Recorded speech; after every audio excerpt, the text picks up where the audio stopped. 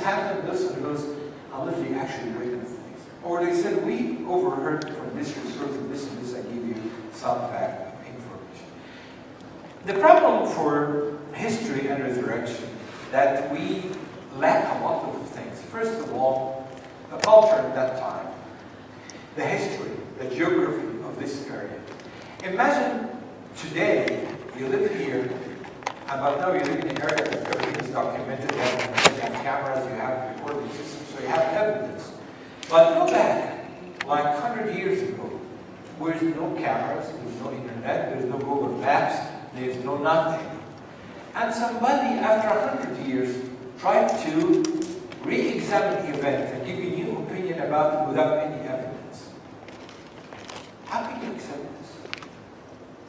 Imagine that I came here like 100 years before all this technology, or 150 years, and I have no documents for nothing except some paper. And then after 100 years, without any evidence, without any movies, without anything I can see tangible in my mind, I'm going to re-explain things happen in a new theory. What are you going to say? It's just a theory. Maybe. But are you sure this is what happened 150 years? Of course, I don't have any tangible evidence in my hand. Well, resurrection had this problem. You cannot come after 2,000 years. You were not there. You didn't witness anything.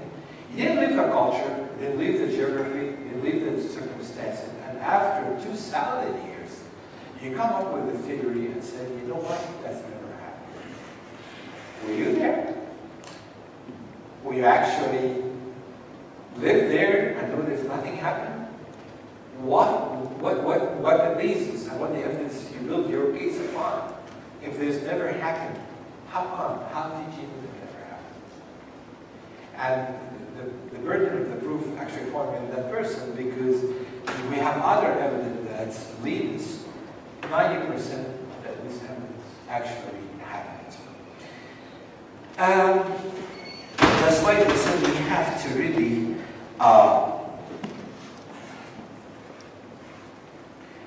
we might sift through the sources in order to obtain the most powerful conclusion, such as the best means of arriving to valid, as I said, historical.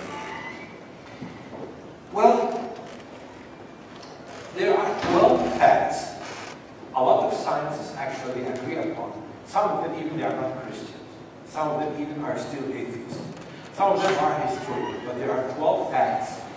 All of them agree. Some of them are weak. I'm going to tell you. I'm going to tell you which one is weak, and some of them is very strong. But when we put the whole conclusion together, we'll come up with a very good conclusion in this presentation. First of all, they said Jesus died by a Roman crucifixion. Tell me why that's so important. Why do this fact is very important? Because actually, some of the theorists said Jesus, even he was exist, he never died. That's why he never resurrected. And a lot of theory, even some Muslim use this technique. He said he never died. But we have fact from outside the Bible, from a lot of historians, that's Flavius, Eusebius, Philo, we said Christ was a man executed by Romans. So we understand he actually died. So we have a person died. So we cannot deny that he died to start with. Fact number 2 is it was buried most likely in a private tomb. Other people said maybe this is a weak a little bit, but it's not, because we understand people have families in that time, and big families, they always have their private tombs. They don't throw in the general, tombs. So Christ has a family. Joseph, his dad, was a very, well-known carpenter. His cousin, James,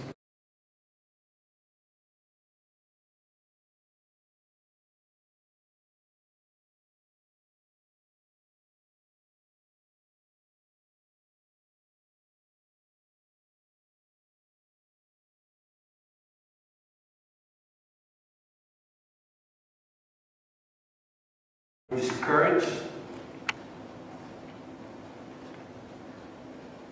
and this despondent, having lost hope. We understand that after the resurrection directly, know that all the disciples were received. Of course.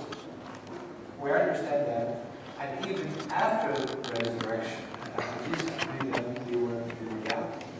Bible said that, history said that, disciples were totally disappeared after the crucifixion. And after Jesus died, they were never shown public until the Holy Spirit came. And after the ascension of Christ, they started appearing public. So all this time they were afraid, they were disappointed, they lost hope. Because they were hoping that Christ was going to live for them, they're not going to die miserably this way. So that's when I understand that they were actually depressed. They felt that they were.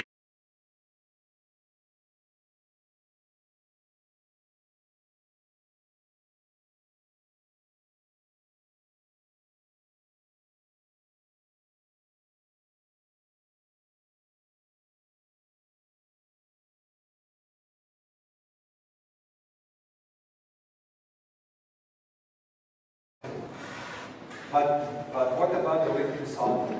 They guard themselves. They were guarded. How is going to be a different choice? We understand from the story in the Bible that Pontius Pilate sealed the tomb. We know there's guard. We know there's a lot of things. Even if it was written in the Bible as a history, it was written outside the Bible too, that they were actually guarding the tomb and their history was empty. And that we're going to go through that later on. The disciples had experiences that they believed were actual appearances of the risen Christ, or risen Jesus. There's such an experience that the disciples passed through, somehow believed that Christ risen. Was this experience hallucination? Other people said, yeah, maybe they were hallucinating. But we understand hallucination is not contingent. I mean, if I have a problem with hallucination, I don't reflect this my hallucination to you. So if someone, the disciple, hallucinated that he felt that Christ risen, how the 12 and other people hallucinating at the same time?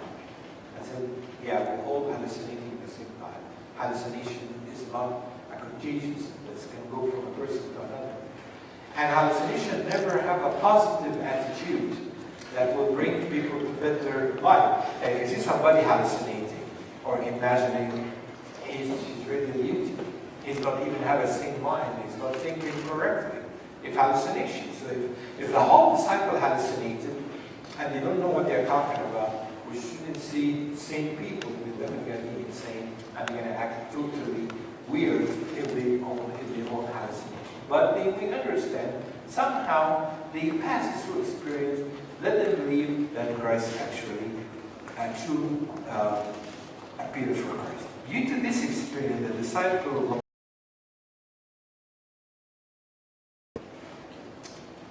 If you hallucinate,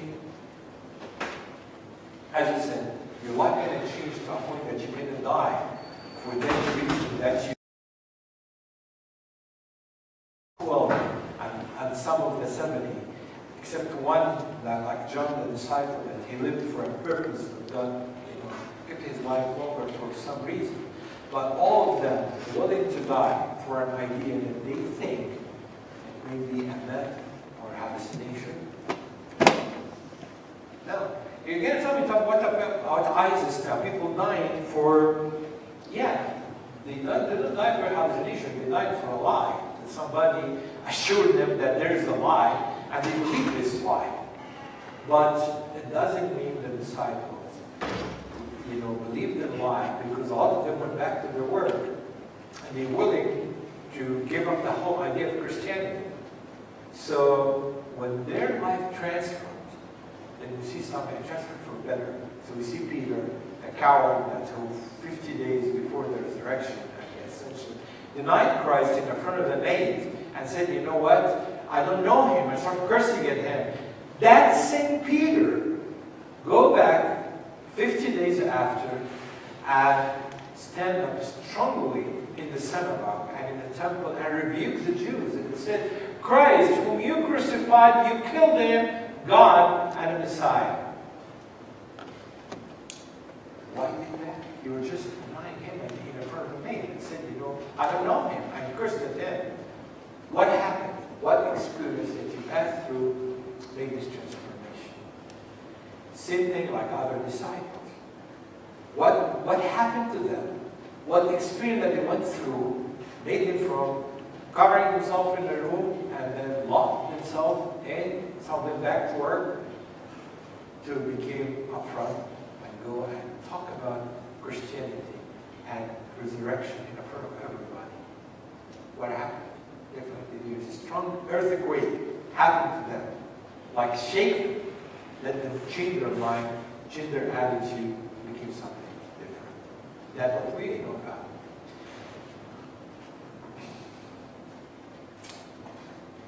Fact number 7.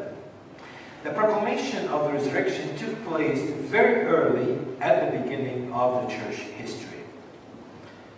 If we go even in all, earlier resources back in the 1st century, from all the documents outside the Bible and the history, Christianity based on resurrection. People said, resurrection happened.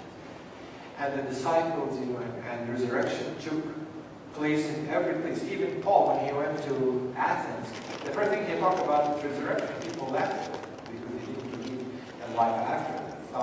So we understand that the resurrection wasn't built later, but in very early Christianity. That's fact number 7. What about fact number 8? The disciples' public testimony and preaching of the resurrection took place in the city of Jerusalem, where Jesus had been crucified and buried shortly before. If accident happened here, and I go to San Francisco and I describe accident, accident happened here, without any evidence, people begin to believe me. If I even invent a lie about what happened here in Calgary, and go back to San Francisco and say, this is what happened, I have an eyewitness for everything, you may believe. But what if I come in the same place, in this city, in the same place when things happen, and say something very strongly like this? How can people follow me when they are witnessing the crucifixion and witnessing everything happens on Christ? I can't invent a lie in the same place that the incident happened. The disciples didn't start talking about the resurrection of Christ outside Jerusalem. They started where? In Jerusalem itself, where the tribes with the Pharisees and the priests actually crucified Jesus and delivered him to death.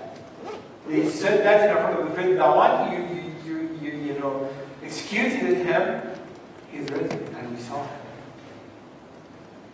Unless this happened, can you actually know, and there are the 12 people, they're very simple people. How they can channel all the authority in the Romans, the Jews, and everybody, and just telling him, this is happening, unless it's actually happened. And that's one of the very strong evidence that we have. You can't invent the line in the same people that they were, justifying all the evidence happening in the front of them. You cannot go and preach it outside Jerusalem, but you preach it in the beginning, in the heart of Jerusalem, when everything happened and people went to that. And that's actually proved the point that Paul said, there's 500 people, so Christ, and a lot of them still alive. And that's happened 15 years even after Christ's resurrection. Because Paul's conversion came almost 15 years after the resurrection.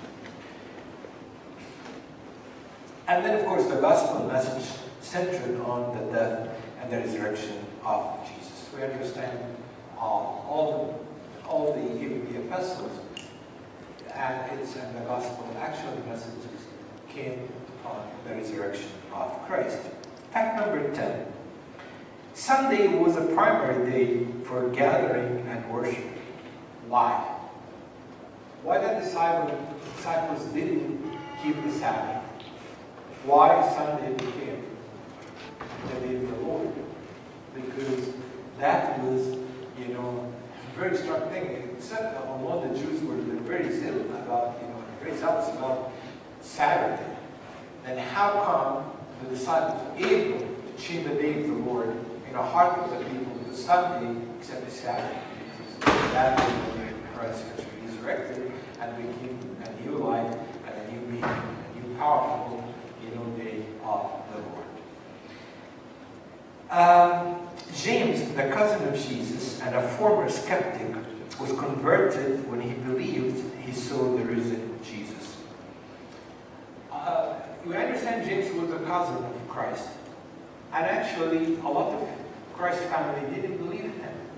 And even a lot of his family, even, they were opposing his ministry. But we know James became, after the resurrection, a witness for Christ, a witness for the resurrection, and actually he became the bishop of Jerusalem later on. The last fact, which is amazing, and that's a very powerful fact, a few years later, Saul of Tarsus, Paul, became a Christian believing Jew and experienced that he believed with an appearance of the risen Jesus. You know what? This is even one of the most important evidence we have in the resurrection more than anyone else. Why? Paul himself was a very, very strong Jew. You know that he was elected to rule the school of teaching tradition, Jewish tradition in Jerusalem. After a man his name Gamaliel, and we know that's in the Bible. And Gamaliel at that time was retired. And then he put his eyes on Paul to take over the ministry of this school after him. That's why Jews hated Paul, because they thought he was just a betrayer. He betrayed them. He'd be looking after him to be, another Gamaliel. Gamaliel was one of the very famous rabbis at the time. So they thought that Paul is going to be one after him. So they found the transformation of Paul, they thought it's a betrayal. And that's why Jews persecute. If you read the book of Acts, you're going to find Jews always the problem of Paul wherever he went. Wherever he went, they always have a problem. They are the one who complain about it. They are the one who is really the one who stoned him. They are the one who, complain to the Romans and make him, wed somewhere, him and Barnabas and Silas. It was a problem everywhere for the Jews, because Jews think that he is a great Judas and became, an unbeliever. What happened to that Paul? What happened? What happened to big, rabbi to be a Christian? Actually, we know that he saw Christ in this vision, and he saw him later on, and he went to heaven. So he saw a lot of things. It was not hallucination. It was reality, because all his epistles and all his testimony is not a writing for someone hallucinating. He was very wise. He was a philosopher in all his writing. So his writing was very powerful to prove that actually he saw something happen. One verse in Galatians is something very amazing. He said, I went to Paul to know him. And then somebody was laughing about this because, when you go in the Greek word about the word that we use here, when it said to know him, people think that she went to say hi-bye to Peter, but the word in Greek wasn't that. The word Greek is well powerful. It said about a lot of things from him. So he went and met Peter to investigate about a lot of issues. He went to a lot of people who met Paul, because he's a philosopher and a historian. He shouldn't just, his mind doesn't think things and say, oh, okay, this happened. No, that's not the way it is. Paul was very determined, to know the truth. That's why he went to Peter, he met other apostles, he met other God, the resurrection. That's why he came back and said, I know for a fact that he was with me. He said, the whole Christianity, if we just preach that he is risen, he's not, then we're liars. And the whole faith is, is a hoax. That's what happened. So, testimony of Paul actually one of the most powerful testimony because it's someone outside of Christianity, a very zealot Jew, a very strong Jewish person, a rabbi, a philosopher, a studied language. He knows how to talk, how to preach, how to do a lot of things. That's why his testimony is very, very important. So, this 12 fact puts us in a way that we have to believe that actually resurrection happened. But let us understand it here. I know this is a very,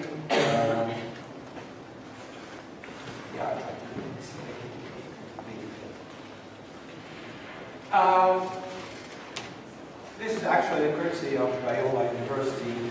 They have this slide and I copied from there. And then we're going to go after that for something else. We have to, when I said the empty tombs is one of the very powerful evidence. Let us go and have like probabilities. And again, I play this game. We have two choices. Either there was an empty tomb or occupied tomb. What that means? There's some theories about the occupied tomb. First, they said maybe he was in unknown tomb. That's one of the theories that they said. Unknown, that means he was, as I said, he was thrown like in a tomb with poor people and no one knows. You know, like Mozart, the musician, when he died, he was thrown in Vienna, and one of the unknown tombs. And in a few years past, it was like 250 years of his death, and they tried to get his body even out of this unknown tomb. He couldn't recognize who is Mozart. It was just bones with many bones in that tomb. They believe Christ would maybe, if the tomb was occupied. Another thing, they said wrong tombs. What about the Marys? They went to the wrong tombs too.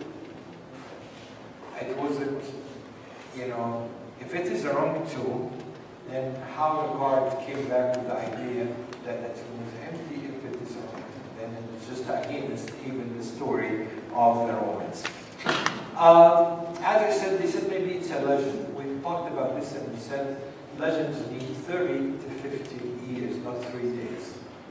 So if the disciples come 3 days after and said he was resurrected, it was a legend, that's too soon to actually invent a legend. You need 30 to 50 years to invent a legend.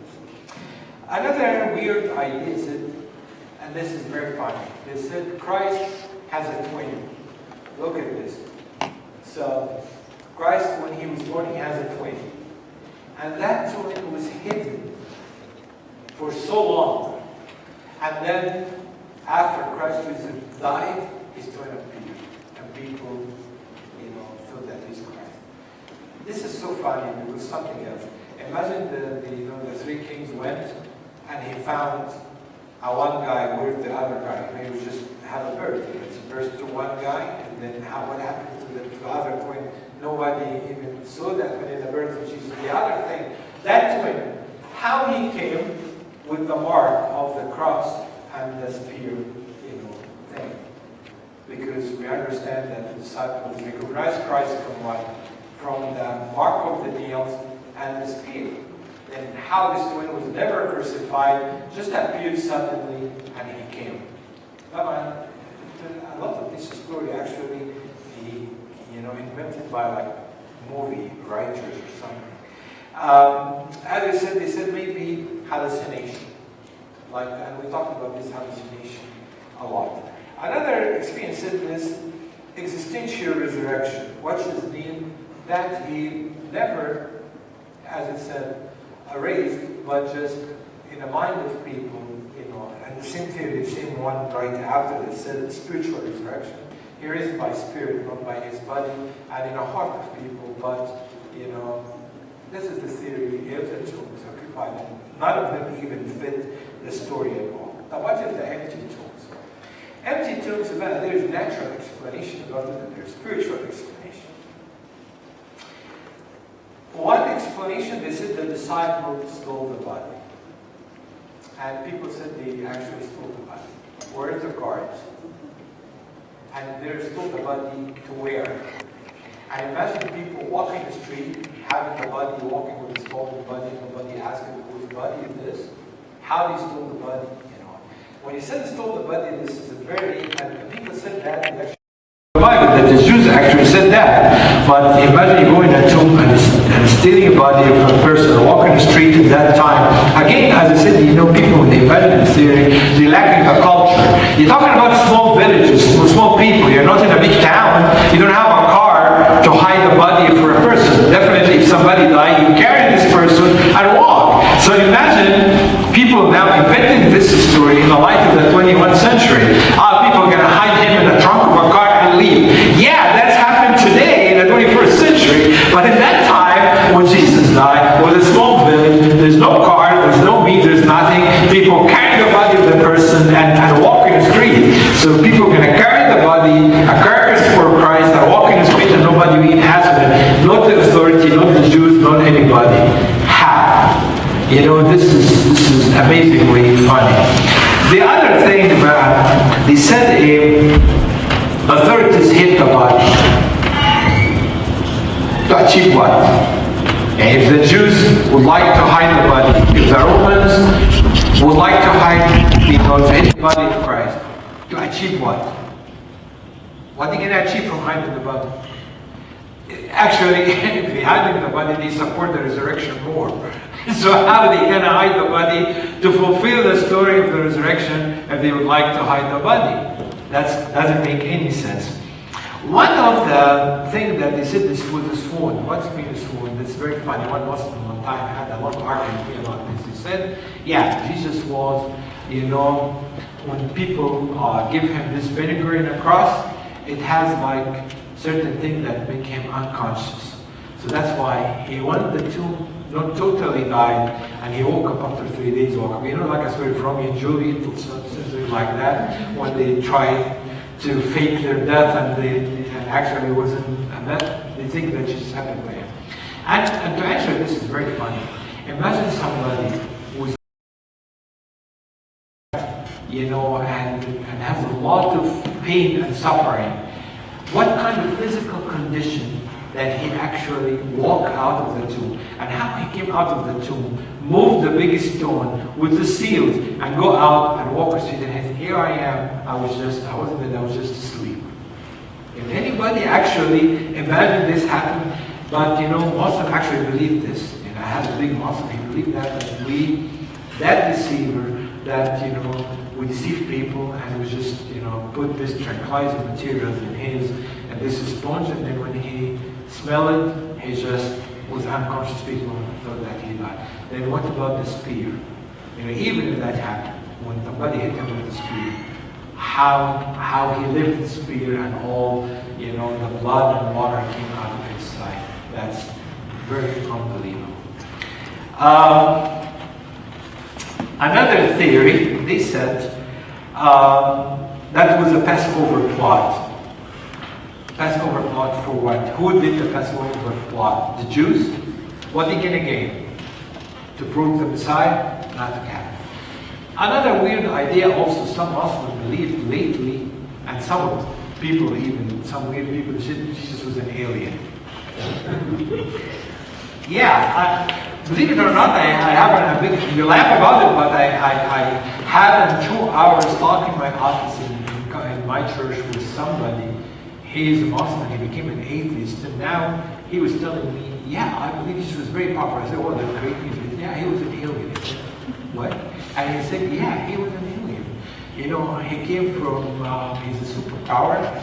Maybe he's resurrecting himself, but because he's an alien, and he came back to heaven, he said, oh really? And then how alien was born from 2 parents and 1 parent, we know about him, how he lived, how he has a cousin, how his cousin recognized him, how this theory became an alien, you know. But that's a new trend, all say that, yeah, just because he was an alien, that's why he had this superpower and everything.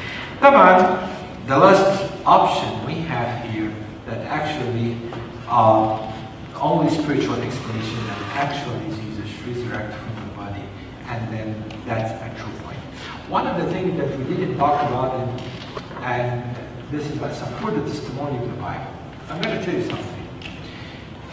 If I would like to write a movie now, and I'm a very professional writer, and I would like to say a really, really, really good story, shouldn't I have really a dramatic skill to put the evidence together, look like a writer, maybe you know about her, like Agatha Christie, for example, who used to have the puzzle of Sherlock Holmes or whatever.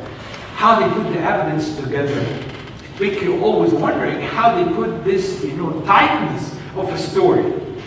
Do you see this tightness of the story of resurrection among the disciples? Of course not. It's a very weak story, right? When you look about it in the fourth gospel, it looks like a very weak story. Sometimes when you put it, it doesn't match together. But that's a proof that's true, because, they didn't invent anything. If it was that tight, then, they agree on something that they are all agreed to write. But because they were honest, they wrote exactly what they have seen. Even if it looks to us, doesn't make sense somehow, or who went first and went back. Of course, when you put it together, you can make a perfect sense about it, don't get me wrong. But the idea is, this tightness of a story is not in the Bible. Why? Because this is the truth. This is the truth. They were really truthful about what they have seen. They exactly said what happened. They didn't invent the story. In the law school, I'm not sure this happened in Canada or not, but maybe, is anybody here in the law school? Okay, someone in my church, actually in law school, and I was giving this presentation, he told me a very nice story. He told me, in the last year of graduation in the law school, they always do something. The instructor giving a lecture, and suddenly like 4 or 5 people interrupt the whole and pick a fight with the instructor. It's like a fake fight. Tried to beat him, cursing at him, doing something. And then after that, the professor asked the student to write a report about what happened. He was telling me, if the professor find the 2 reports identical, he said both of the students did what? Cheated from each other. And they always telling them and teaching them, if you have witnessing, they come in a courtroom and they said exactly everything as exactly happened, they mean they are talking to each other. So their testimony is really fake. That's mean they actually pre-plan their testimony.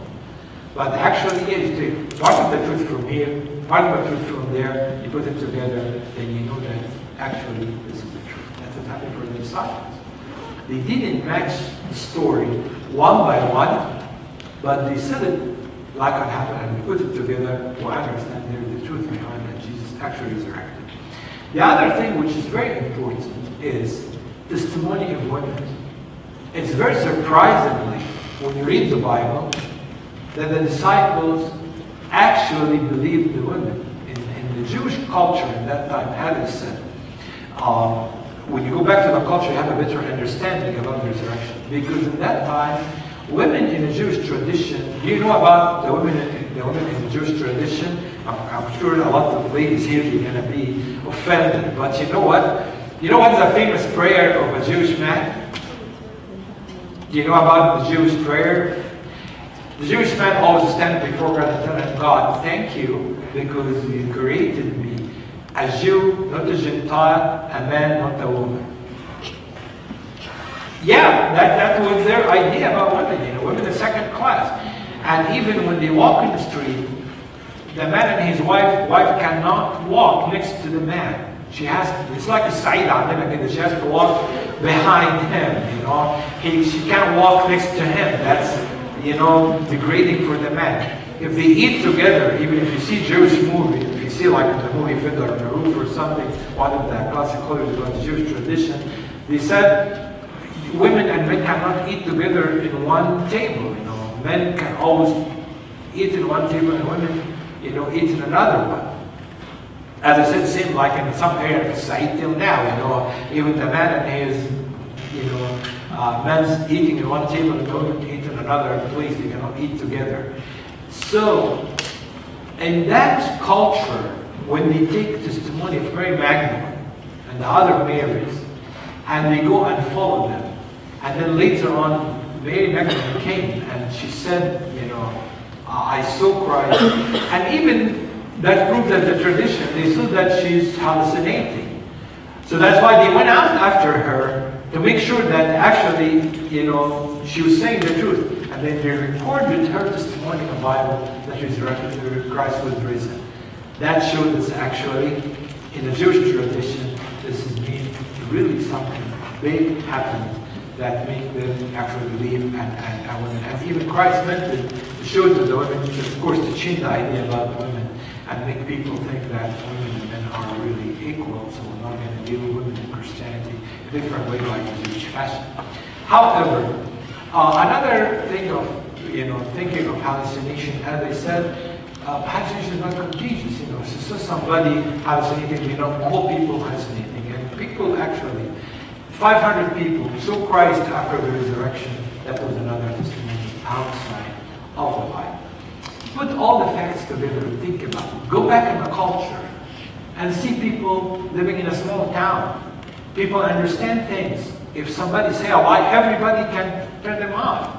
But we understand in the opposite. People will start saying this, the whole church will start getting back in Christianity. In a few years, Christianity became very famous religion. Even one of the historians went to Egypt, I think 30 years after the resurrection, or 25 years, and he said, I was wondering how Christianity was that strong and spread that fast in Egypt, because when I went there, I found people putting icons of saints in their homes, and that's opposite to the old Egyptians. They used gods in their homes, and they put those gods by Christian symbol and put it in their homes. We have historians that said that, and as I said again, resurrection was a threat. If we prove it's never happened, then Christianity never happened. But Christianity happened, spread so fast, spread very strong. Christ appeared to many people. It's the only Saul, all the theory. His cousin, that he became really, a bishop of Jerusalem and died later on. He found a lot of evidence, a lot of history behind that you can test it from the textual things. As an Orthodox people, I'm going to tell you something. You know what the famous hymns we have in our church? What's the famous hymns you say that you find the whole church rocking with people singing during the Mass? Amen, amen, amen. Exactly. Amen, amen, amen. Your death, O Lord. You know what? They found this actually fragment of it in a tombs and in a casket for all people who died in the first century. Part of the, our textual letters, they found this. That's why it's one of the very oldest prayer we have in our Mass, recorded till today. We found in some manuscripts and other stuff that he put it in a casket for dead people in the first century. And that's why when you hear this hymn, that we, in your death, Lord, and your resurrection, we confess. So that was the beginning. If you also go in the old creeds, when I say a creed, it wasn't the first creed actually. That was maybe the first organized creed, but we have the Apostles' Creed, which is back in the first century. We have the Didache from the very first century, very old, still teaching the resurrection of Christ. Early fathers writing, all centered about the resurrection of Christ. And in fact, something happened, changing people's life. And that's why the dynamic of Christianity based on the resurrection. If there is no resurrection, then a miserable man died on the cross after he deceived people 3.5 years, let them leave their jobs, following them, and nothing happened afterward. But when we see all these facts together, put 2 and 2 together, the experience that the disciples passed through, the life changing for them, the dynamic of their life after, the willing to die for this and leave everything behind, shows that actual resurrection definitely happened. More than happy to answer any question you would like to ask. So you ever said that the disciples or the writers of the Gospels wrote what they saw, but they weren't there for all the miracles or all the stories that happened. For example, at the cross there was only St. John the Beloved. So when they didn't see everything they wrote, they had to go by someone else's eyewitness. Is that correct?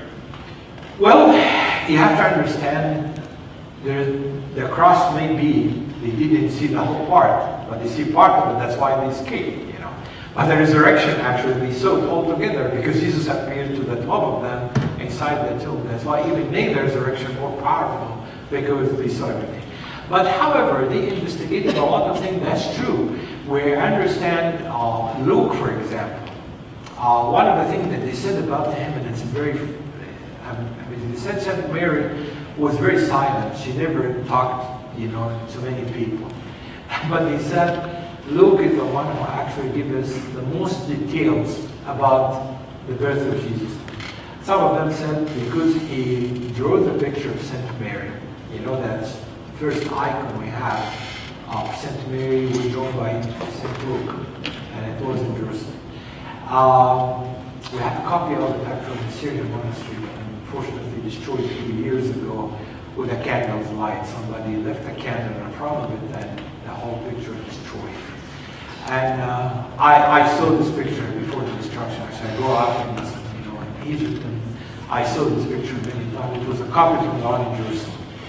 So people said, I think St. Luke, while he was drawing St. Mary, he let her talk. Because, St. Mary, very well known that she's a very silent woman. She never talked too much. But I think Luke, with his cleverness in drawing, he let her talk. And he got all the information from her. That's why we have so much details about the resurrection, the birth of Jesus. So we understand the investigated other. And as again, like Paul, for example, when he said he went to see or to know Peter, that the Greek word wasn't to know, just to know a person or to introduce to a person, but the Greek word meant to investigate, that he went to ask to know what happened. The other thing, we understand that the disciples actually were highly moral people. We don't understand, we don't assume that one of the disciples lied or, falsificate anything because there is no point to do this and to die for it. We understand they were honest people, they were simple people. They very genuinely said exactly what happened has happened. Exactly. Any other questions? Yes, go ahead. So, in John chapter 6. Right. So, Jesus Christ talked about his resurrection. Right. And he started to talk about that whoever believes in him will never see death or will never die and will be raised after, and he will have everlasting life. So the Bible recommended saying that after this time, or after this statement specifically, I'm talking about giving his body as to eat and his blood to drink. After this event, many of his disciples went back.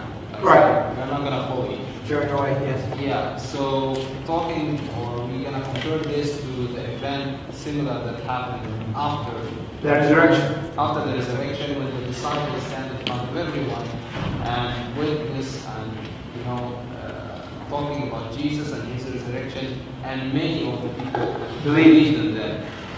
What is the difference? What we are missing here? The missing that the actual things happened.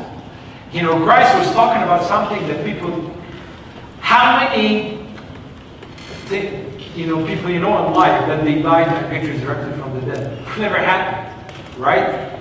Like raising themselves. We understand that some miracle happened that somebody raised somebody. Yeah, we understand Jews know about this. But the fact that somebody raised himself up from the dead has never happened. So when he's talking about this thing, metaphorically, people didn't understand it. Other people said, what this guy's talking about? That never happened. And also when you think about communion, people eat his body and drink his blood, we're not cannibals. So Jews reject this idea. When after the resurrection, people witnessed what happened, and Christ actually appeared to many people, and the disciples' testimony, and the empty tombs, and what happened, that showed that the actual event really happened. That's why transferred people died, because people witnessed what happened and started to go back and absorb what happened and understand what Jesus said. They start believing. Also, the aim was disciples, the people that Jesus appeared to them in the way when they going to Emmaus, and Christ explained for them. Jesus told them, you are slow-minded, they don't understand what's going on. But when he explained for them the prophecies and the books, they said their eyes were what? Opened. And they started to believe in him immediately, and they recognized Christ. So we have to understand that the resurrection was actually an eye open. It's opened people's eyes to understand, the mystery of Christ and the message of Christ. That's why they transferred and became a Christian. And if you read the book of Acts, actually, they said Christ, actually, they said a lot of Jewish priests converted to Christianity. Because they were the people who understand the prophecies and the books, so it was very easy for them to see what happened. Go ahead. Is there a certain strategy behind Jesus only appeared in the story was after the resurrection? He did not make very public like other servants during his life or during his service? No, because as Paul said, there's 500 people when Christ appeared to them. So the resurrection of Christ wasn't secretly, appeared to many people and let them know that he is alive. And Paul said even a lot of them were still alive. And that's why that's what makes that case of resurrection is valid. Because there's not only the disciples people, there's other people also witness the same thing to start to believe the disciples. Also accompanied with that, the miracle that the disciples did. Because, after the resurrection, a lot of disciples did a lot of miracles, like Paul, Peter and John, when they went, the place called the Beautiful, called the Gamil, that they said the gate called that, and when they raised that person, that he was paralytic. And when the people start to see this happen, they know that the people have certain power, and the power of Christ, the power of resurrection is a real thing, and start to believe in that. Of course, the experience of the Holy Spirit, when people thought that they are drunk, and Peter explained for them the whole thing, and start talking a different language, talking to different cultures, talking to different people, that enhance the whole story of resurrection and the risen Christ. Go ahead. So we are now seeing lots of experience of people experience death and they came back. There's a lot of them. Actually, it reminded me, there's one of the evidence of resurrection I forgot to mention. Experience, near-death experience. Yeah, that's a very truthful. I'm taking a class actually in Biola University for apologetics, and one of the teachers talked about this a lot because he witnessed some of those people and interviewed them, and that was a real evidence about resurrection, people coming back from death. And there is a big story I'm going to tell you. You can read this book actually. Actually, they made it a movie. Yeah. But the movie is a weak a little bit. I was surprised I was coming in United Airlines from Egypt a few months ago, and I found that movie in United. I read the book in 2005, but they made it a movie now. You can see it even on Netflix for free or something. It's called 90 Minutes in Heaven. You know this story? About 90 Minutes in Heaven? It was a Protestant, actually pastor, attending a conference in Houston, Texas. And then he was going back home.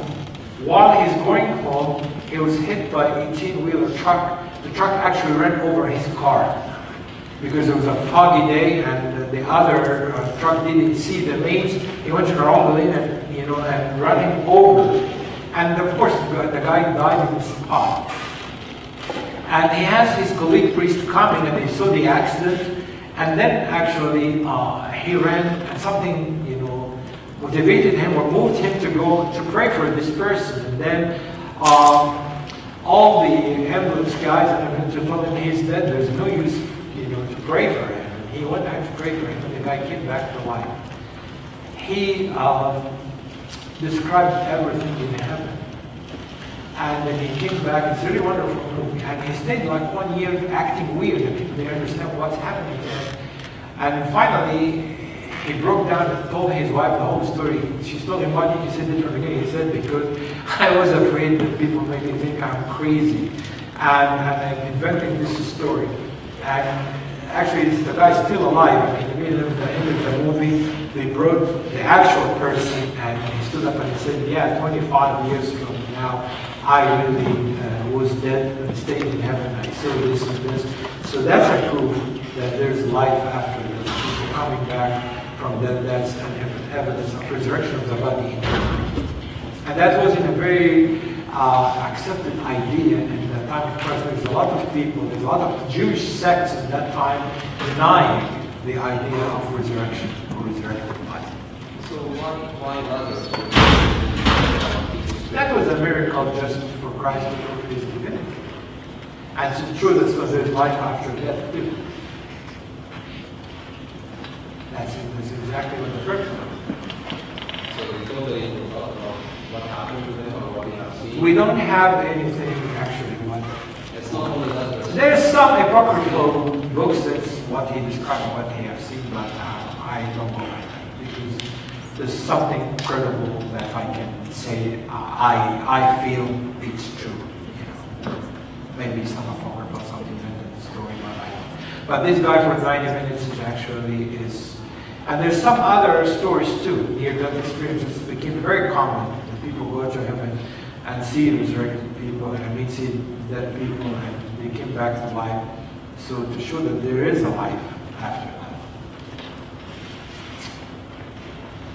Actually, this 90 minutes guy he was describing in his book that he saw people in heaven interceding for the people on the earth, and the whole Senate for the Protestant, the Evangelical Church were upset and they told him, take this paragraph from the book because we don't believe for intercession of people.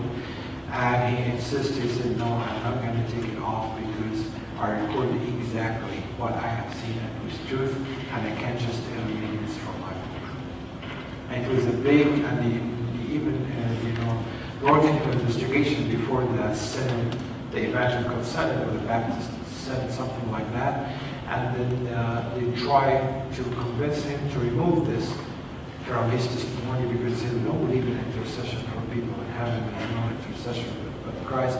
But he said, no, I can't because I exactly record what I have seen. Any other questions? Actually, this was fine because all disciples were very disappointed. But after the resurrection, they were happiest using the gospel. So why did they start preaching at the very moment, which will easily avoid the claim that this whole... I mean, why they waited 40 days? Yes. Because that was the time that they actually, Christ enhanced their faith. You have to understand, even after the resurrection, the Bible said some of them still doubt. So Christ only stayed with them for 40 days, examining that he is eating with them, he's a real Christ, he saw the mark, and he was teaching them about it and preparing them for this mission.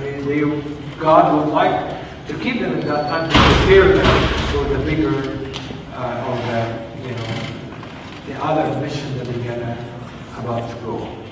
That's why they kept them. And of course, they have to wait till another power come from heaven, like the Holy Spirit, to give them the strength and the power to talk and to be up. Okay, so guys, right now we need to go because we have a second lecture. IT is going to shut down the computers at 9:30. So let's keep the questions at the end. We'll have our lunch, we'll have our break right now, and then questions at the end, okay? Okay. Just because they will shut down the computers and we need them for the second lecture. All right. No worries. Thank you.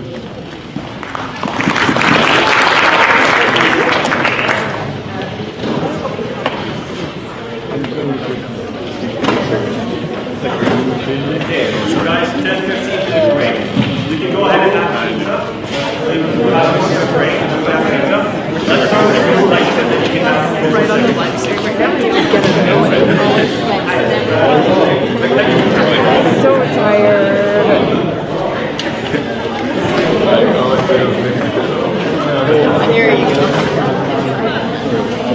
Yes, that's so much needed. I think I trust you. No, you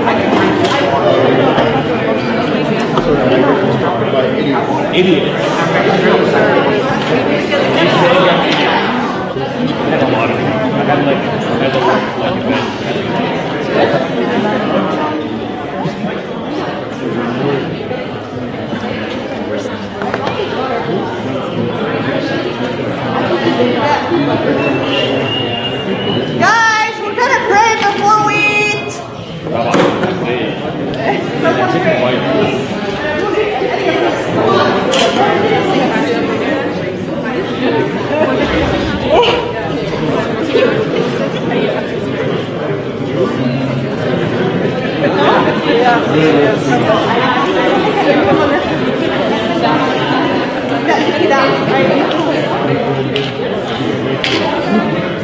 I'm tired.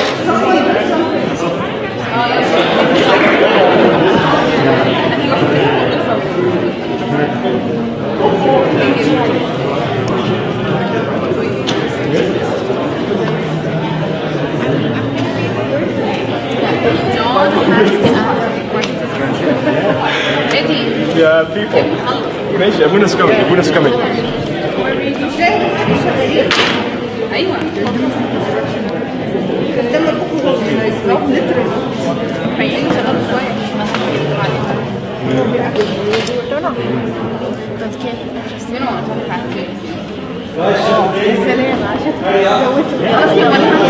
انا كنت بقول لك لما انا بعت لي حاجه اعملها انت ما بعتليش حاجه اعملي ايه ابونا لا شوفي حاجه ثانيه اتفضلي Look how the boys are standing.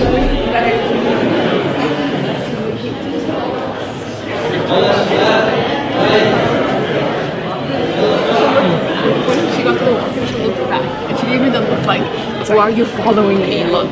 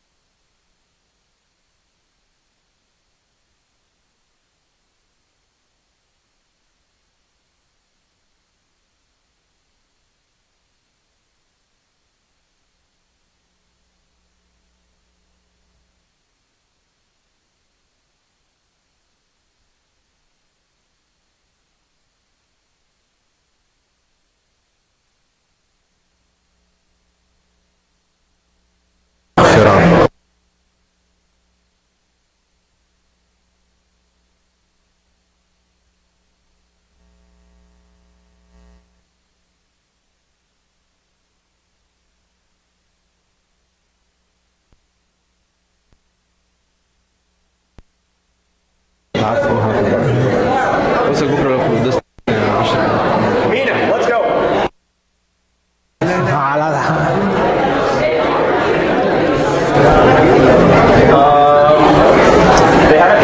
I am ready.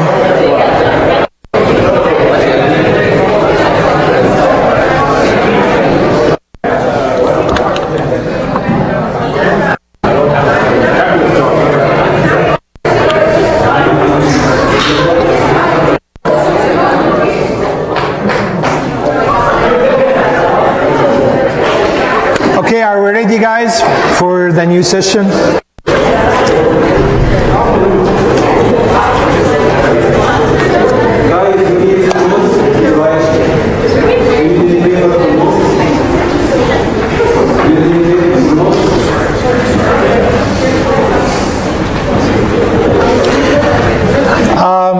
We're going to have a very brief spiritual talk, and I'm going to try to go as fast as possible. I don't know what time they're going to shut the computer. An hour? Okay, I'll try to go fast.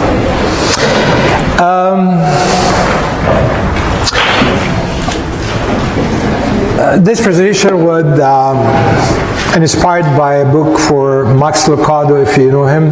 He's a very good American spiritual writer, and it was inspired by the story of David and Goliath in the Bible. So we're going to have like a new view on it. Who was Goliath, first to start? Goliath starts above them all, 9 feet, 9 inches tall, in his stocking feet, wearing 125 pounds of armor, and charging like a man contender at the Worldwide Wrestling Federation Championship night. He wears a size 20 collar, a 1 and 2 hat, and a 56-inch belt. His bicep burst, thigh muscles ripple, and burst through the canyon. Imagine you see this person. What you gonna do? If you're smart, what you gonna do? Run, and run fast. Well, what his techniques? We understand that, there was a war between the Palestinians and the Jews and Israel, and then his technique was what? 40 days, twice a day, morning and evening, the Palestine giant stood in the front of the Israelite army, standing, humiliating them twice a day, 40 days.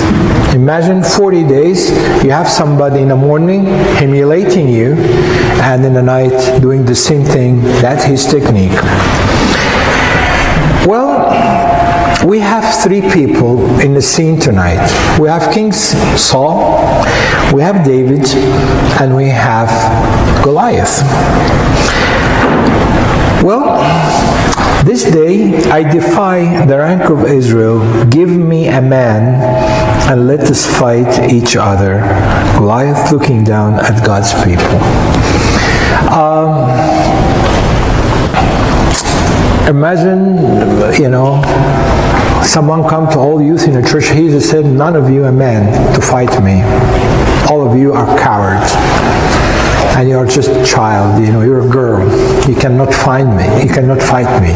Imagine I do this for you 40 days, twice a day. How are you going to feel? Definitely humiliated, sad, down. He's so proud of himself. He feels that, he got them. And he's saying that. The reaction of King Saul, when Saul and his troops heard the Palestine challenge, they were terrified and lost all hope. And terrified. The action of Saul was like that. I'm afraid, I cannot do anything. I can't sacrifice my people to fight a man because I know they're going to be losers. The best thing is just hide and feel humiliated, feel bad. Nothing happens.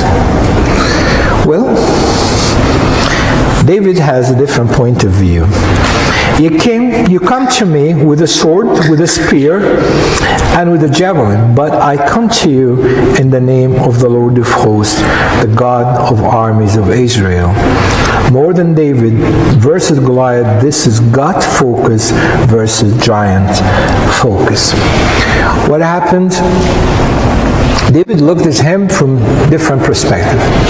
He saw God in him. So he let God look at him, not David himself. And that made the whole difference in the whole scenario.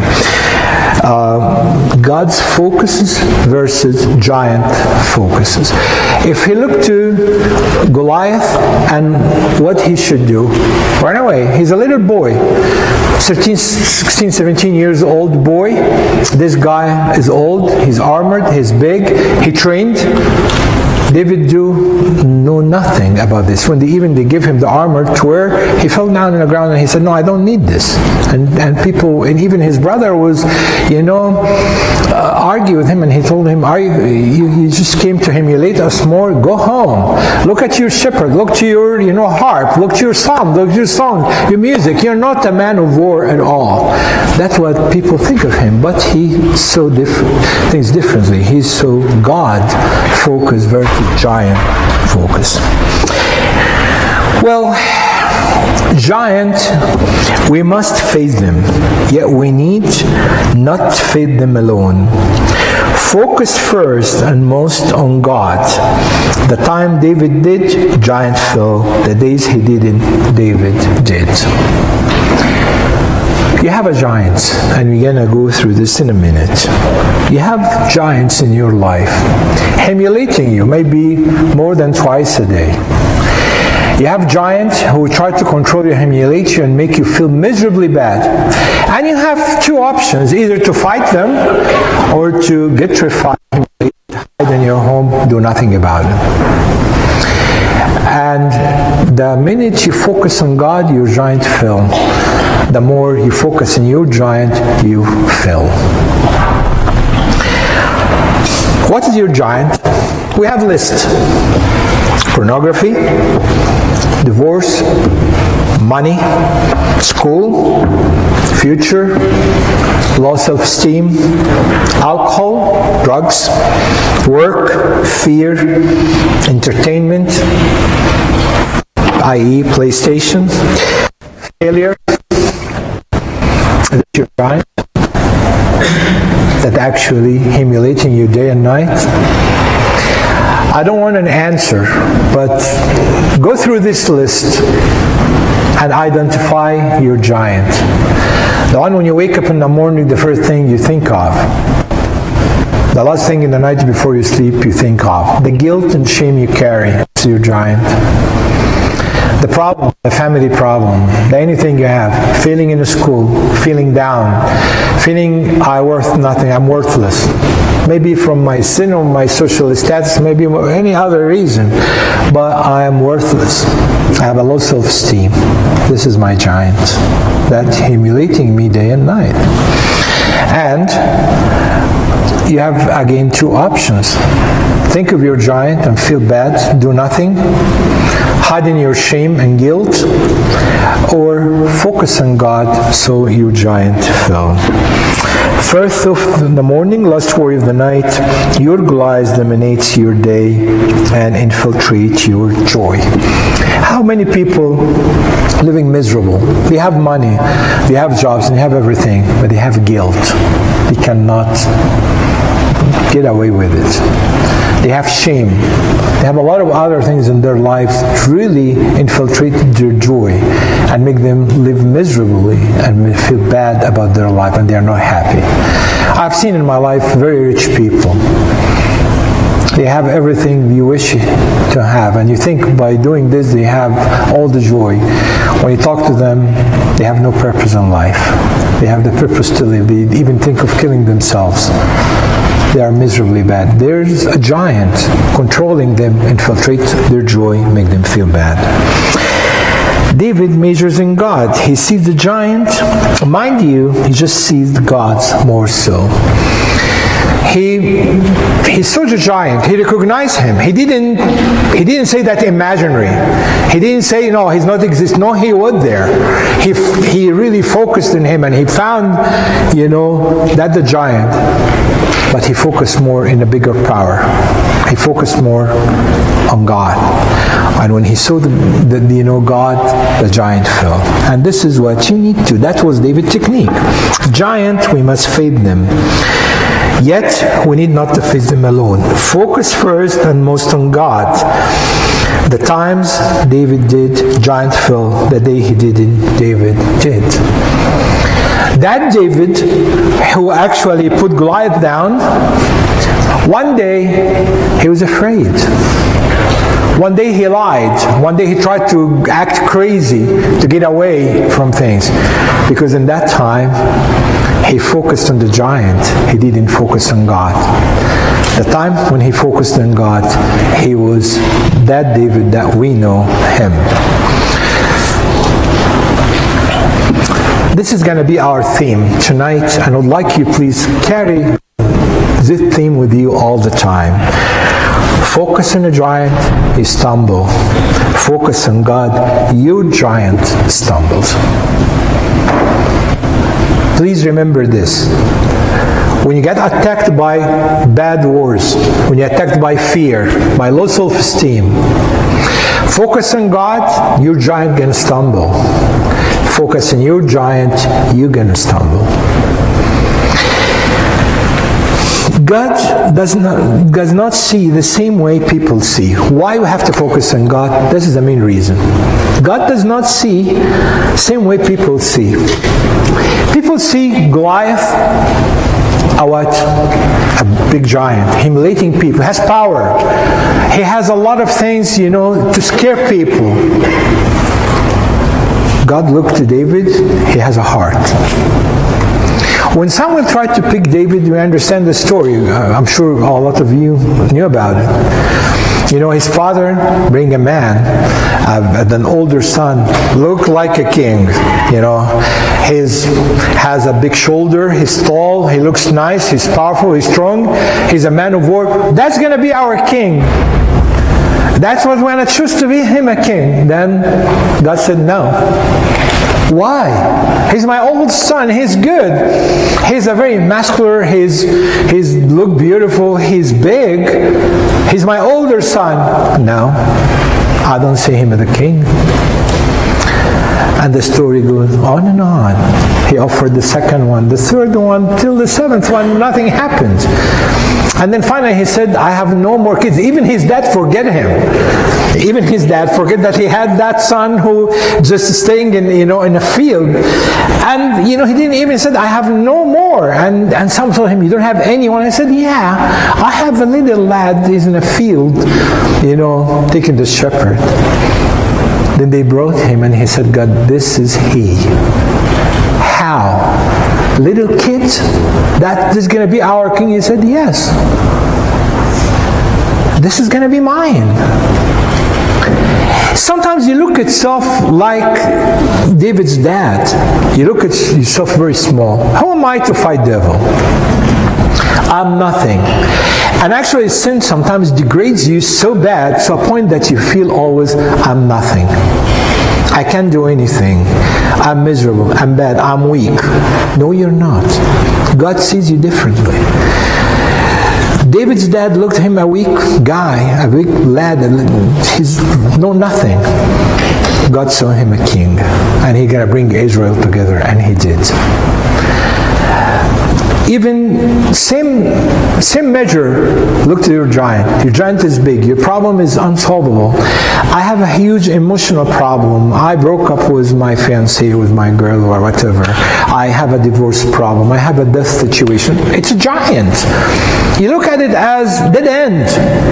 And God looked at you and said, no, it's not a dead end. Oh, what you need, the 5 stones. And we're going to talk about these 5 stones shortly.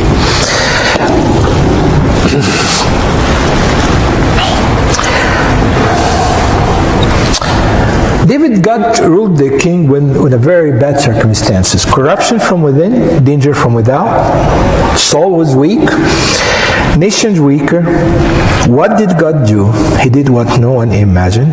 He issued a surprise invitation to the nobody from nowhere. This is a surprise that God call you. Look at Saul. We talked about him in the last presentation. People feared him, and he said, why God? Why bring this man to us? People, even the disciples were afraid to meet him. And he said, God, he hurts your church. He hurts your people. He did a lot of bad things. He said, no, he's a chosen vessel for me. He sees things differently. Surprise, Saul became Paul. The disciple who defended Christianity resurrection wrote half of the Bible, more than half. And then what happened? Surprise. God can make a surprise of you too and invite you when you think you're nobody and nowhere, I'm nothing. Then He can surprise the whole world with you. The raging Goliath might be controlling moms, coaches from school of Stalin, Stalin, the Russian dictator, the pit bull math teacher, the self-appointed cubicle commandant, the king who resolved to spear the shepherd boy to the wall. Maybe that's the giant that you face. Controlling parents, controlling wife, controlling dad, controlling mom. School have you failing because you can't communicate with the teacher. A lot of bad circumstances. David faced them all. But in the same time, he won. Then don't come and talk and think about your giant. The more you think of your giant, you stumble. The more you think of God, your giant stumbles. A hand of a master weaver took Jonathan and David's heart and stitched a seam between them. God worked in a mysterious way. Jonathan, son of Saul, used to be the heir of the throne. Who's supposed to be his biggest competitor? David, right? David's going to take the throne. So, for his best interest to do what? To get rid of David. Because he's my competitor. He's going to take the throne from me. I have to be the king after my fathers. But God sent somebody from nowhere, a little shepherd, to take the throne of me, and I'm a son of a king. God worked in a mysterious way. No. I'm your best friend. I am your best friend. I'm going to defend you even against my dad. Can you ever imagine this happened? It's all odd. But God worked it that way. He stitched their heart together and became one soul. And they're supposed to be the biggest enemy. And God sometimes knows that about you. Sometimes you pass through a very, very hard time. But God, David found a companion in a prince of Israel. You can find a friend in the king of Israel, Jesus Christ. Sometimes, your heart's broken. And you find nobody next to you. God can send a Jonathan to you. Someone who will really help you and stitch his heart with your heart and make things a lot easier for you. But why you go that far? You have Christ. He found safe in a prince of Israel. You have a heart in the king of Israel, Christ himself. When you start focusing on Him, you're going to go through a lot of other things, and you're going to look back and you feel, this was nothing. I don't know how He did it, but I know God did it through me and with me. In the desperate days, the God who made a miracle out of David stand ready to make one out of you. Maybe your first answer you're going to tell me, I'm not David. Why not? Look at you. I'm not Paul. Why not? Don't look at me. Yes. You can be David, you can be Paul, you can be everybody. Sometimes, our problem is this. We think that the people were born saints. They are not. We look at them after they lived a big life and struggled with it, and actually God made them a saint later on. So everybody sometimes said, I'm not St. George, I'm not St. Bishop, I'm not St. Paul, I'm not this. Why not?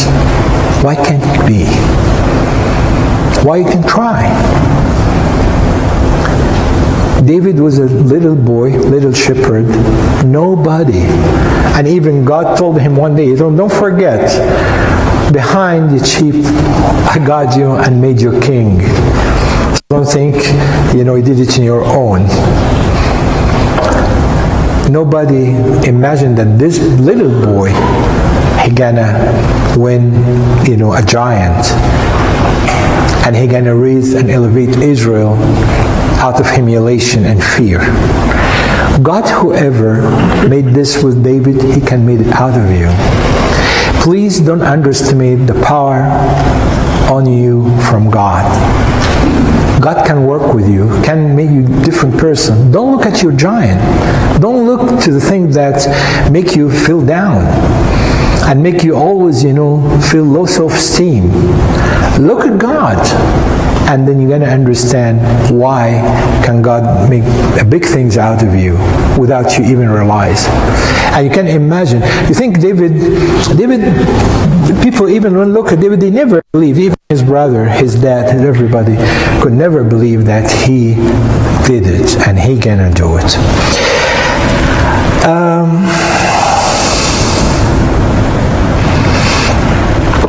If these people knew what I did, scared, guilty, and alone, he could be an addict, a thief, a child beater, a wife cheater.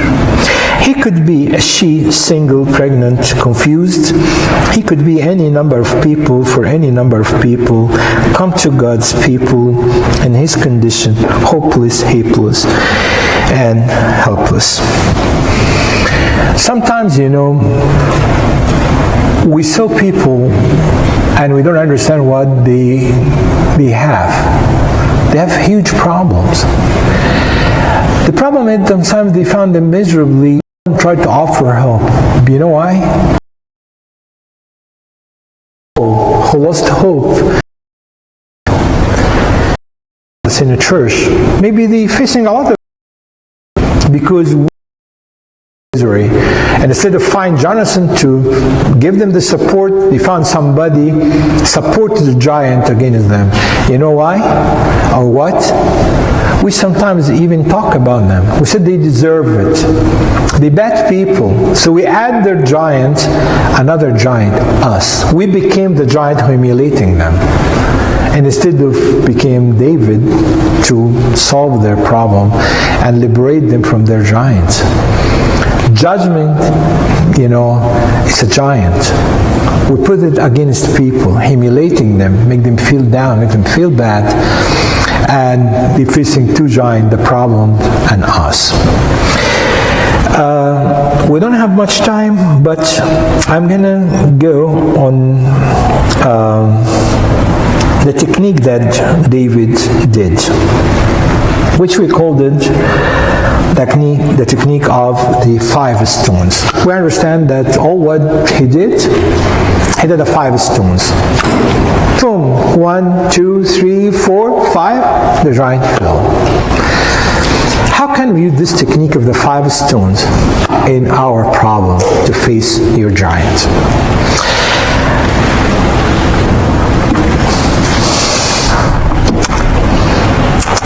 The first stone, the stone of persistence.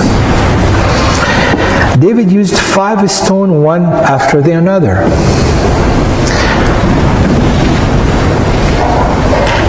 One prayer may not work, but the second may, the third may, the fourth, the fifth may. Why sometimes from the first Mass you ask God for something and never happened, you got mad and said, I'm not going to pray anymore. Persistence. is one of the stone that David did. First one did nothing. The guy laughed at him. Second did not. Third did not. The fourth starts to feel out of balance. The fifth, he fell. Please be persistent in your struggle. Prayer. Fight. You have a problem. You have a bad habit. You have a sin that you cannot control. Fight. Don't give up. Keep fighting. Be persistent. You have a giant humiliating you, sadness, divorce, alcohol, pornography, whatever. Fight and be persistent. Don't give up and don't give in. Well, the Apostle said, imitate him, never give up. One prayer may not be enough. One apology might not do it. One day or month to resolve might not suffice, but you may not knock down a time or two, but do not quit. Keep loading the rocks. Keep swinging the sling.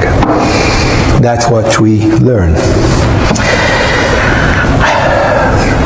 Stone number 2, stone of priority. God's reputation, David's jealousy guarded it.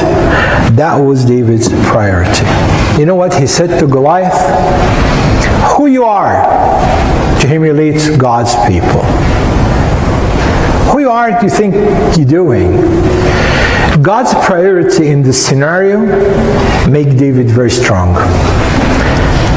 God's reputation was very important for David. I love God, and I don't want anybody to humiliate God. You're not humiliating Israel per se, you're humiliating who? God of Israel. That's why he told him, who you think? Humiliate God of Israel. Today you will know that the God of Israel is strong, and he put you in my hand and delivered you to my hand. God's reputation is more important in your struggle. You're going to tell me how. You know, every time you sin, every time you give in, you actually made the devil rejoice. You made the devil humiliating God. Tell him, you know what, you died in vain. A few years ago, there was a movie for, I think, Arnold Schwarzenegger, that's a very old one, but I remember this scenery. In the end, he was possessed. I don't know what the name.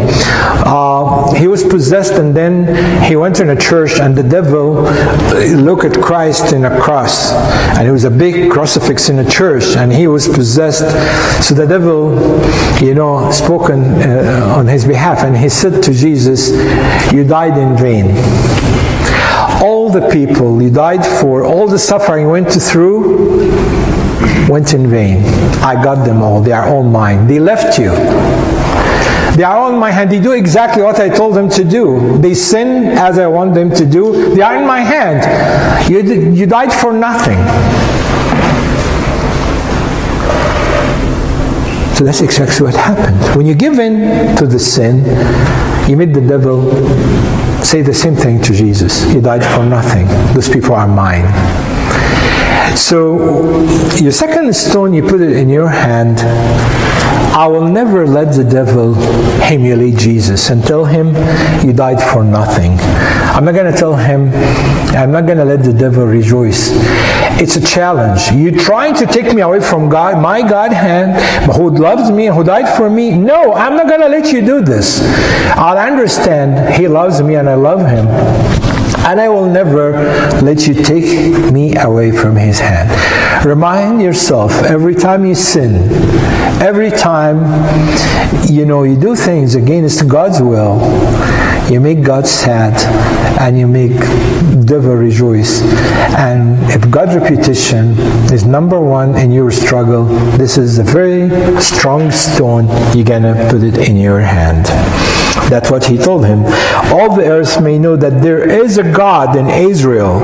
Then all this assembly shall know that the Lord does not save with sword and spear. The battle is the Lord's. So that's what you have to understand. When you struggle, the battle is the Lord, it's not yours. You're not the one who fights. The Lord is going to fight for you. But your priority is God's reputation. David saw Goliath as a chance for God to show off. Did David know that he would exit the battle alive? No, but he was willing to give his life for the reputation of God.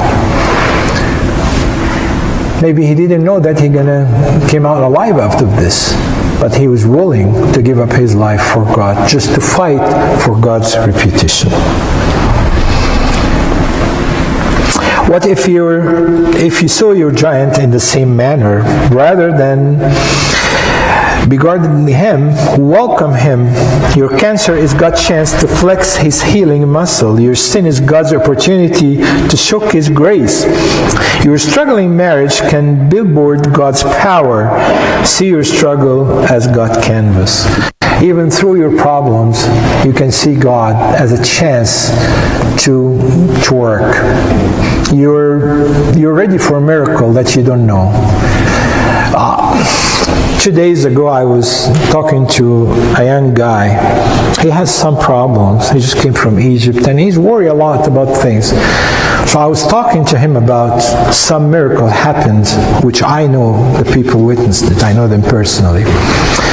Then the guy, he told me, Abuna, you don't know what you did to me. I never knew that. I heard about miracles. But to hear it from you, that you witnessed this personally, that's something make me amazed. And it's really strengthened my faith. This is true.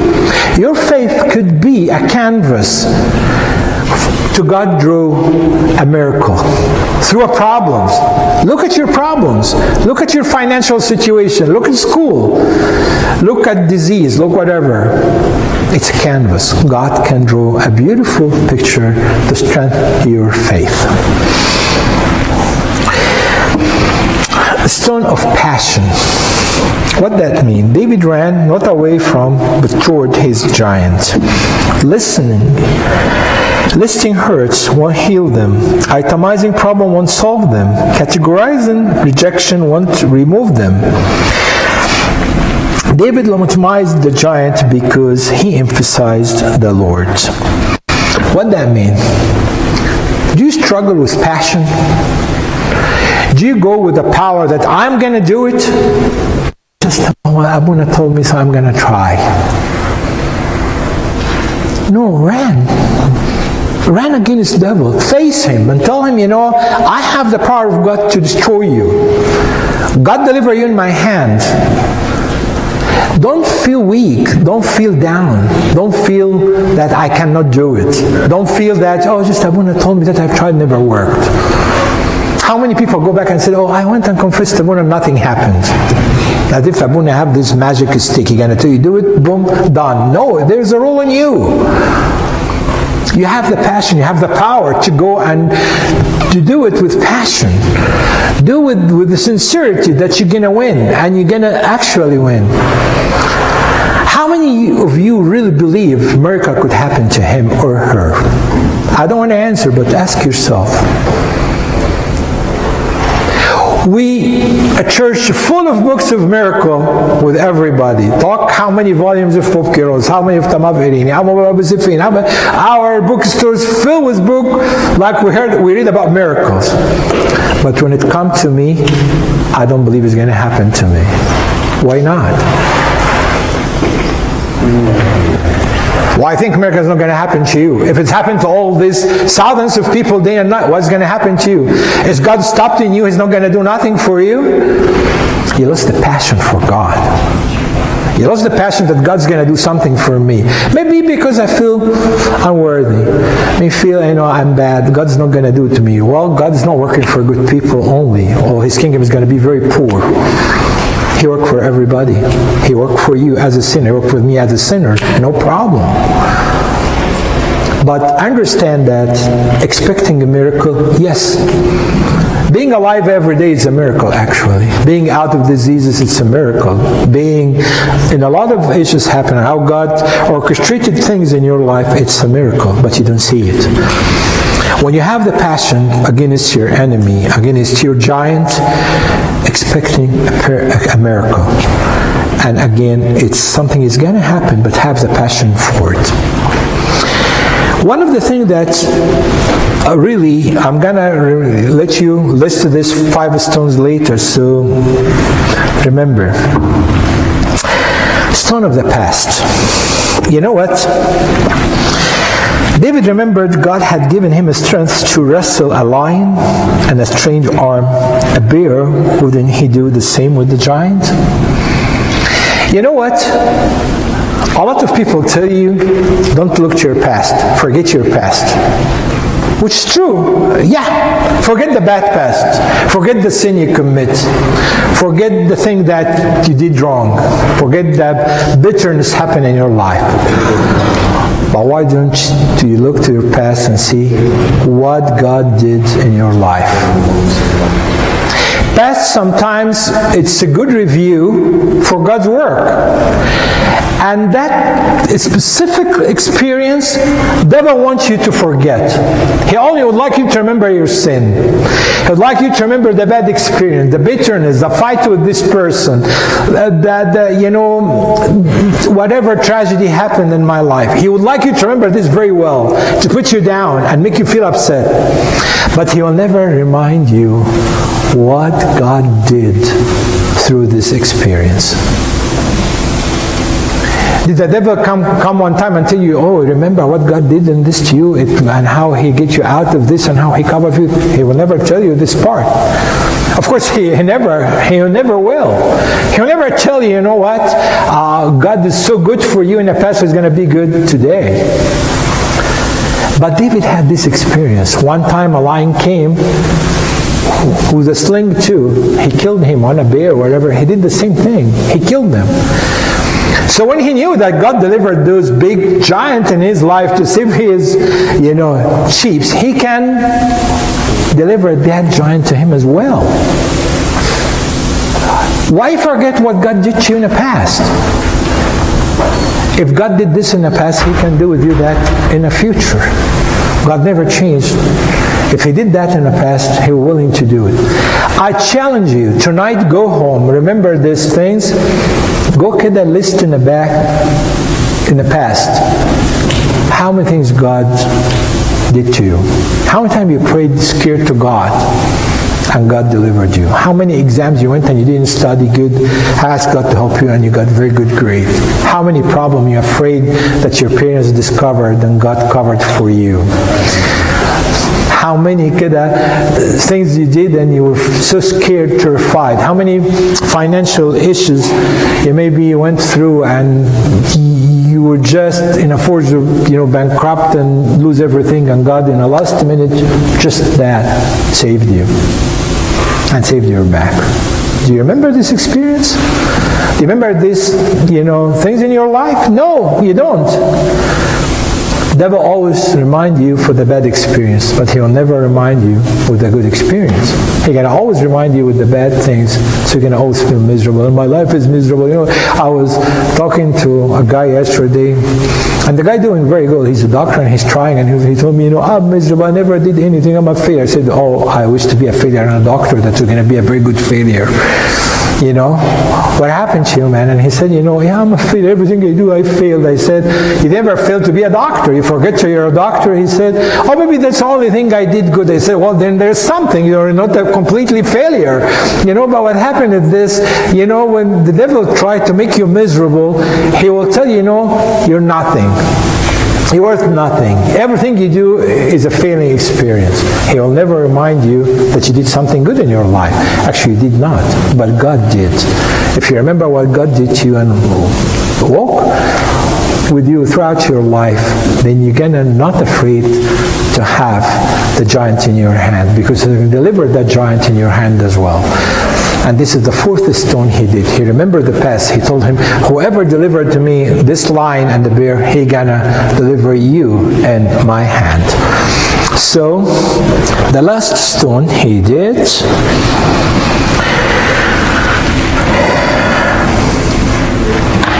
remember this, write today's words in a sand, chisel yesterday victories in a stone. Then you will remember them. Last stone, the stone of prayer. David turned toward God. You have been my defense and refuge in the day of my trouble.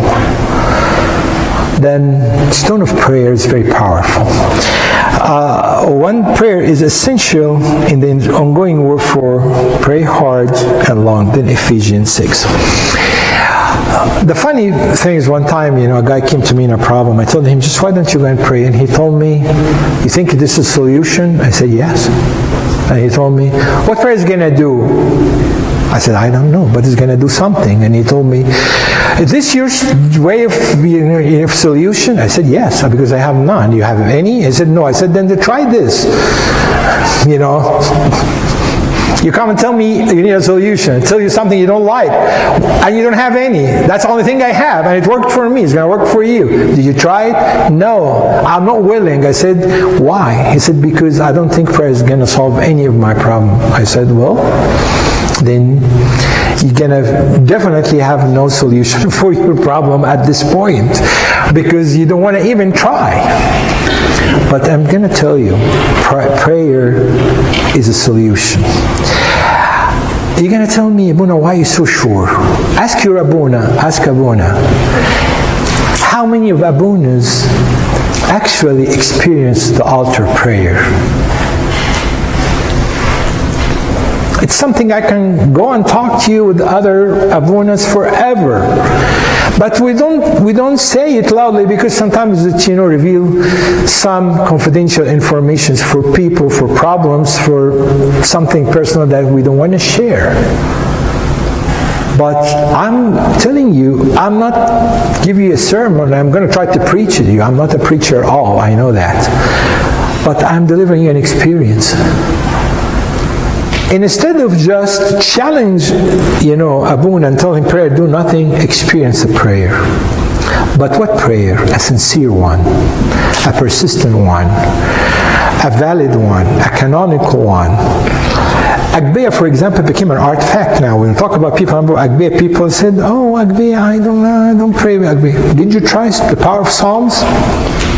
Did you try that actually staying with the Psalms on a daily basis and contemplating them and see how much power they can give you? Do you understand how many promises in these Psalms when you read? And God can deliver these promises, and when you remind Him with these promises through the Psalms, it's going to be very powerful. He said, no, it's artifact. It's just I'm saying a word I don't know. I hear my Hagadib al-Agbeya, and I laugh. I said, why don't you try it? Try even one psalm in every hour, 2 psalms, 3 psalms at max, and experience them. And instead of you boycotting and completing, you said, it's boring, it's routine, I don't want to do it, and so on. Why don't you try it? Did you try prayer and it never worked? How many of you actually a man or a woman of prayer? That when something happened, like David did, God, you're my refuge. I have nobody but you. I have no one but you. Did anybody know this? No. How many of you really sincere in their prayer? How many pray hard before you sleep? I ask people, and how in your confession, how do you pray before you sleep? I said, Our Father, and of course myself, and sleep. Really? This is your prayer? This is a conversation you have with God? Examine and really, really live the prayer. And you're going to find a result of your problem. David experienced this in his life. He said even in the end of his life, I am a prayer. He experienced himself, he said, Kida, I'm a prayer. His life became a prayer. That's why he was victorious. That's why the technique of these 5 stones then really put his giant down. And the same God did with these 5 stones, He can do it for you as well. Let us revise the 5 stone again, and I would like you to say it in your own, but I'm going to remind you, and then you're going to say it. First, the stone is stone of what? Persistence, right? I'm going to put them here easier. 2, First one, persistent. Second one, priority. Third one, passion. Fourth one, past. Last one, they are all in a P. Now, can you please say them? What's the first one?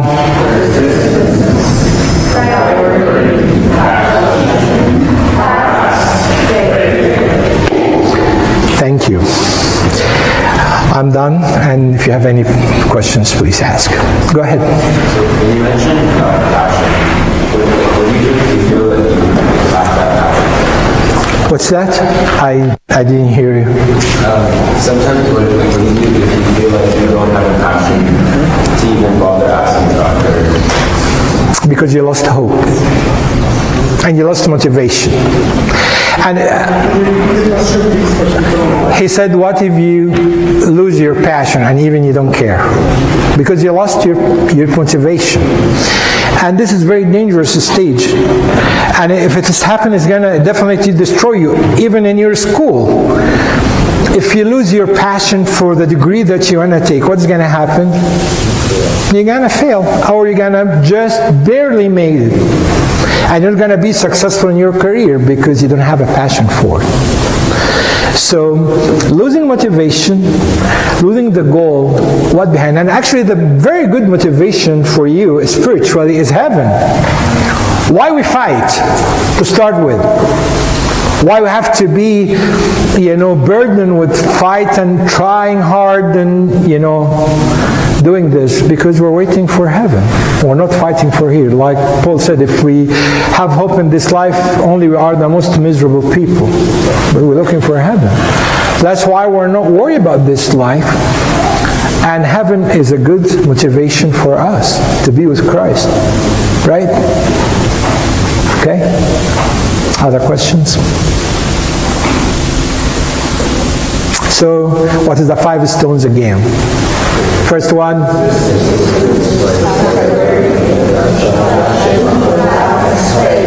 Very good. So you were not sleeping after all. Okay. Any other questions? All right. Thank you. You've been a very good listeners. And I enjoyed being with you. Tadalaman.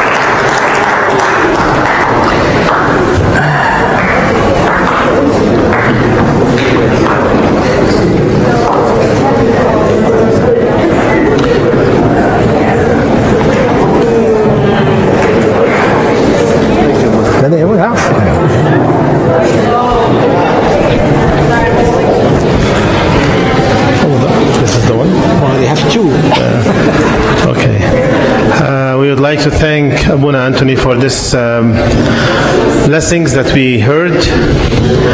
Can I just get your attention? I was sitting in the front row and just saw the slides and heard Abuna and was revising some stuff that I used to hear from many people, not only youth, but many people, about what frustration they face when they try. So I think what we heard today is a proof that nothing is impossible with God. The only thing we have to do is to try and try and try and rely 100% on God, because He's the one who's going to give us the support and the strength. And we hear different stories that people living among us, that they really tried and they changed time by time. And I think the changes does not come at once. It needs some time. So resistance, patience, and I think if you put a vision for yourself, or like I used to say, I said last week, mission statement to succeed with your life with God. So today was really a message for everyone, including myself and Abuna Ghasun, and really thank Abuna for giving the time for us today, and please pray for him and for the service, because we need this to be a start for every one of us. And same time next year, I believe Abuna will come again maybe and see what are the differences that happened. We can do this as a not a homework, but like a plan or a project, and see what happened personally. And I think it's going to be lots of changes, of course, positively. So thank you, Abuna. Just remember the 5 stones and try to do them. That would be the whole issue. A big clap, please.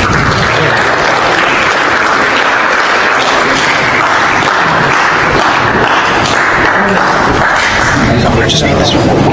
Okay, sí, go. Oh, yeah.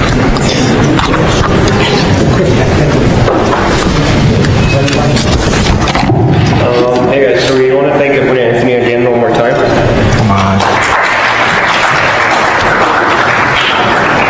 So just a couple of announcements for NWCYC and whatnot. We have 2 new hashtags right now. Hashtag Yalla NWCYC and hashtag, the second one I'll later on. The first one is hashtag Yalla NWCYC. This is for the convention. We need help with outreach, writing, entertainment, marketing, other convention tasks that include like planning workshops, ideas for songs, scheduling, promotional material, and whatnot. Then we have our biggest.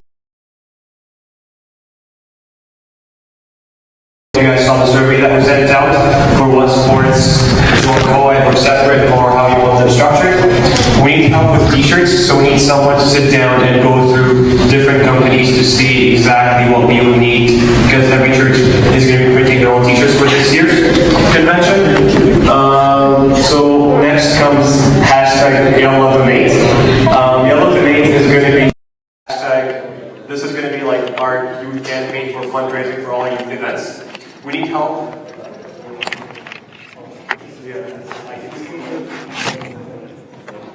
So what we need help with is we need help coming with creative ideas for fundraising, because we've gone through all the normal ideas and now we just need creative stuff. We need you guys to help us carry out the fundraising events. It might even include you planning something in your local neighborhood and going out and doing it, and we would come and support you. And we need your help spreading the message of hashtag Yalla Donate. So what we can do, first we're going to start a pie, like a pie thing. So you can send a pie to your friend or your Sunday school servant for $5. They can either accept to be pied or they can send it back to you for double the amount. So if you paid $5, they pay $10 to pie you again, and that keeps going on until someone accepts the pie. We need you guys to come up, yes? Oh no, this is actually happening. This is not an idea anymore. Sorry? This is not an edge piping, this is for like the rest of the summer. And this is exactly like edge pipe.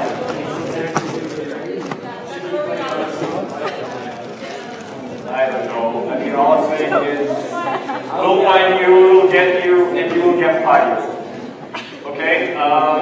We need help coming up with fundraising ideas, and we need help. So when you come in, most of our events are going to have a small donation jar. So there's one right now. If you feel like you have extra cash and you want to put some donations, just put it in the donation jar, and we will get that going. And you can challenge your friends using the hashtag YellowDonate. So let's say 2 friends decide to have a competition of who can run faster. They'll use the hashtag YellowDonate, and they will say whoever wins has to pay $5. It's like the Nenshi thing when he does whoever the loser team needs to donate like materials to the food bank. We're gonna do it. You have to donate to like the NWCYC or like the youth hashtag YellowDonate. Okay? Sorry? No more checks. No, we're gonna take cash and we're gonna start taking credit down the road. But that's how I mean. If everyone wants to buy a beer, everyone will buy you a beer. And one more announcement, book for NWCYC if you haven't already booked, the spaces are filling up, and we might reach the point where we tell you, sorry Habibi, there's no more space, you can't come to NWCYC. So book your spaces. And use the hashtag.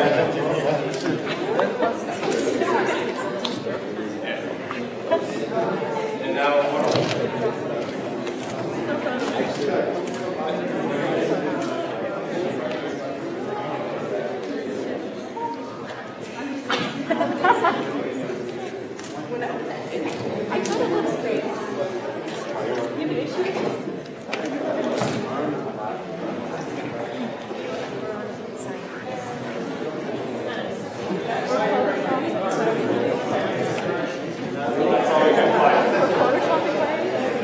guys, one more announcement. Next week, youth meeting is on campus at 7:30 here. So it's probably, so next week, it's probably going to be in club space, because we don't have a full room book, but after that, we'll probably move it to the MAC Hall Conference Hall. What? You like comfortable chairs? No, we can run out of things for this month. Okay. So more details will come on our Facebook.